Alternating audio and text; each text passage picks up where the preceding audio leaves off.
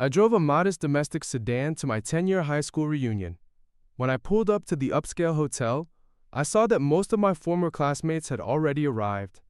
It was clear they were successful, with the parking lot filled with Audis and Porsches. A sleek, black Bentley was parked prominently near the entrance. The moment I stepped out of my car, a woman whose name escaped me gave me a look of pure disdain. "Well, if it isn't the head of our academic council, is this how things turned out for you? Still driving a simple domestic car after all these years?" Inside, during dinner, everyone was focused on the owner of the Bentley, raising their glasses to him and completely ignoring my presence. Only the class president, a kind man, sat with me and offered a glass of wine. "Don't worry about it," he said reassuringly. "Your car might not be as flashy, but I'm sure you'll be driving a luxury vehicle one day." A small smile touched my lips. "This isn't just any domestic car," I replied softly. "It's an Aura X7. I wouldn't have even come if the class president hadn't been so persistent with his messages." Out of respect for our old friendship, I had canceled a significant meeting, managing to free up just over an hour of my time. I was disappointed to find the conversation was not about reminiscing, but about flaunting wealth and status. The atmosphere was suffocating, so I stood up to leave. The class president quickly tried to stop me. "Julian, there's no shame in your car. Please don't leave so soon." Before I could respond, the same woman from the parking lot shot me another scornful look. "That's right. It's been a decade since we all saw each other. Don't you want to catch up? Though, from the looks of it, no one here seems too interested in talking to you." She finished with a loud, mocking laugh. I met her gaze and spoke in a cold, steady voice. "There's no need. I came tonight only out of respect for the class president. In the future, please don't include me in such meaningless events." My words caught the attention of Victor, the man who had been the center of everyone's admiration. He stood up abruptly.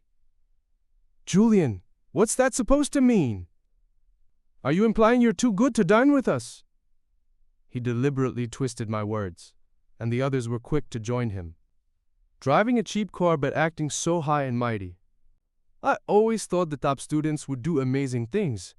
I guess you're not so special after all. What good are high grades if you just end up as a mid-level government official?" A government official? They weren't entirely wrong. My title as a policy advisor did place me within the public sector. "Julian, you're just upset because you're being ignored, so you're making up excuses to leave," Victor declared. "Society has its ranks. Your grades don't matter now. You're just a bureaucrat."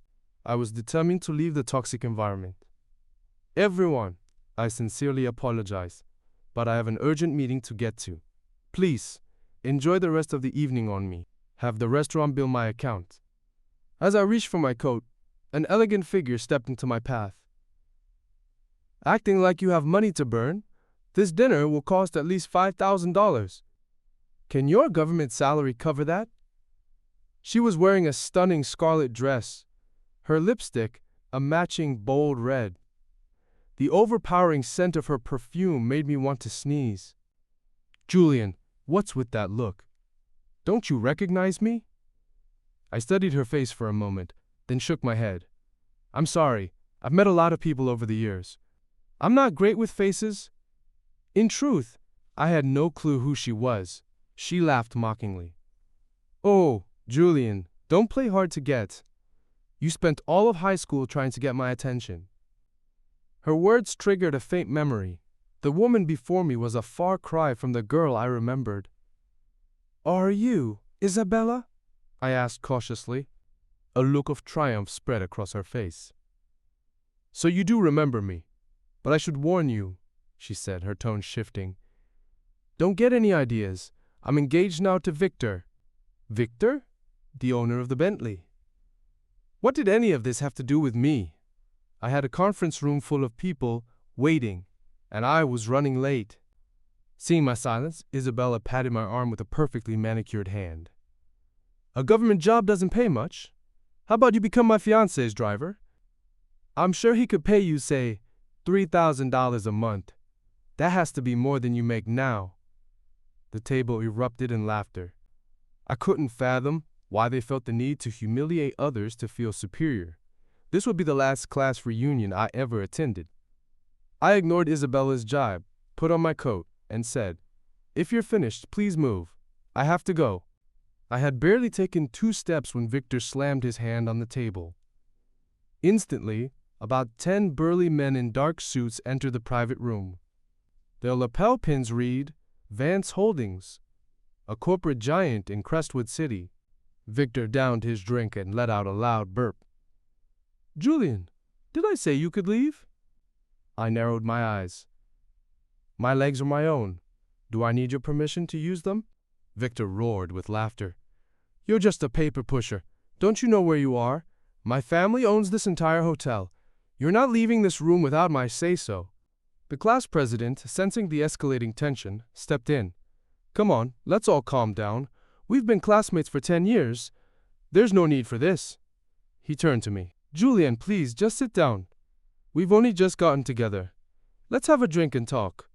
I appreciated his attempt to de-escalate, but my time was up. "I'm sorry to be a killjoy, but I really do have an important matter to attend to. An entire team is waiting for me to start a meeting." Victor slammed the table again. "Cut the act, Julian. What kind of important meeting could a low-level official like you possibly have? A whole team waiting for you? Do you think you're some kind of director? You're nothing but a glorified clerk." As I was about to respond, the class president grabbed my arm and whispered urgently, "Julian, just apologize to Victor. The Vance family is one of the most powerful in Crestwood City. You could lose your job if you cross him. Just let it go."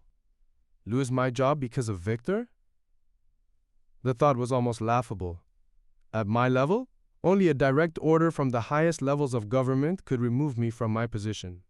The Vance family's wealth, however vast, held no sway over my career. I gently patted the class president's hand to reassure him. "Victor, if this animosity is because I once had a crush on your fiancée, let me be clear. I have no interest in Isabella whatsoever. We are not in the same world. You should focus your attention elsewhere." My attempt at reason backfired. He stared at me, his eyes bloodshot with rage. "Are you saying my fiancée is someone even you would reject? And what do you mean we're not in the same world? My family owns half the businesses in this city. Who do you think you are?" Isabella stepped forward. "What is that supposed to mean, Julian? That I'm not good enough for you anymore? You're not going anywhere until you explain yourself." That was precisely what I meant, but I held my tongue to preserve what little dignity they had left. "I don't have time for this. Tell your men to let me pass." Despite his provocations, I remained calm. This was a class reunion, and I didn't want to make a scene. But as I tried to leave, Victor's bodyguards moved to block my path. Victor strode toward me and slapped me hard across the face. "Think you're someone important now? In high school, you were just a tattletale. Go on, call for help. See who comes to save you now." Clenching my jaw, I looked him straight in the eye. "Victor, this is your final warning. In school, you were a lazy troublemaker, and I reported you for your own good. As an adult, you should learn that actions have consequences." Victor scoffed and addressed the room. "Did you hear that? He's warning me about consequences. Julian, I could destroy you tonight, and there's nothing you could do about it. Do you think good grades make you untouchable? You should have learned how much power the Vance name carries in this city." I raised my head slowly, my anger barely contained. "Victor, have you ever heard that there's always a bigger fish? Some people are not to be provoked. Let me go now, and you'll save yourself a world of regret." I took a deep breath, my gaze unwavering. The room was silent. The class president tried one last time. "Julian, please, just apologize. It's not worth it." I let out a soft, humorless chuckle. "Apologize for what? For refusing to participate in this charade? For not bowing to a spoiled child playing gangster?" Victor clapped slowly. "Bravo, Julian. You really have a high opinion of yourself." At his signal, 2 bodyguards grabbed my arms. "You see, Julian," he sneered, "money can solve almost any problem. People like you always end up begging for a job from people like us." I remained silent, a cold smile on my face. "What's wrong? Cat got your tongue?" Victor taunted. Finally realize you're trapped? I sighed. Do you really believe you can assault me here and face no repercussions? He laughed. Who's going to stop me? The law? That's my trump card, I said calmly. Do you have any idea what my position in the government entails, Victor? The people I work with? My influence doesn't come from a trust fund. You have money, but you can't buy your way out of what you've done tonight. The laughter died. I saw the color drain from some of my classmates' faces. Victor stared, momentarily speechless.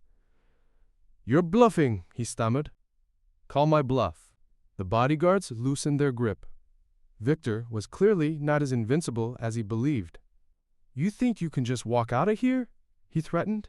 I can end your career with one phone call. Taifiti. Then make the call, I replied.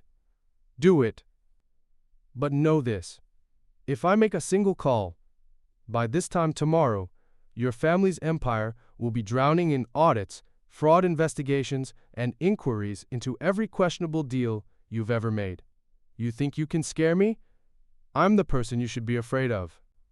A heavy silence filled the room. The bodyguards released me completely. Victor was frozen, his hands shaking. Isabella looked back and forth between us, utterly bewildered. I straightened my coat and walked to the door.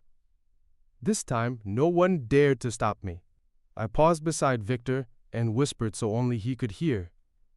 Touch me again, and your family will lose a lot more than the cost of this dinner. Then, without a backward glance, I left. In the weeks that followed, Victor used every connection he had to retaliate, but it was useless. I had already set the wheels in motion. Within a month, the audits began.